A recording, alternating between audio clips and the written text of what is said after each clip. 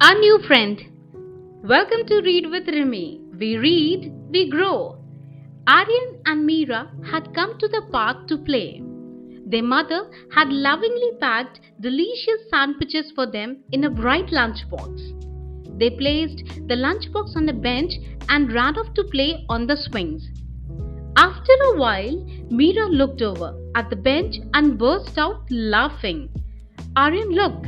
That squirrel is trying to open a lunchbox like a pro. Aryan rushed over and gasped. The squirrel had not only opened the lunchbox but had also managed to balance the sandwich on its tiny head like a funny hat. Meera giggled. Looks like it's a master chef now. Aryan laughed. Hey buddy, hungry? Let's share. He carefully took a small piece of the sandwich and held it out. The squirrel squeaked in delight and accepted the piece. It quickly sat down and pretended to cut the sandwich with its tiny paws, like a proper little chef. Meera laughed again. Kindness and asking before taking can lead to new friendships and a little show too. Aryan nodded, grinning. Yeah, looks like we made a chef and a friend today. They both sat down to finish their sandwiches, sharing the rest with their new furry friend and watching it munch happily.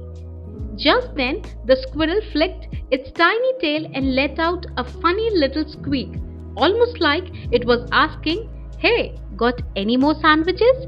Aryan and Meera burst out laughing. Aryan said, Let's eat lunch together, all three of us.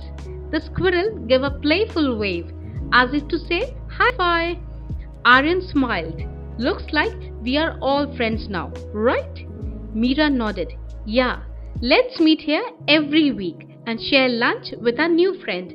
They all enjoyed lunch together, chatting and laughing. From that day on, the squirrel became their regular lunch buddy, and they spent many happy days sharing stories and sandwiches in the park. Thanks for listening. We are learning and growing together.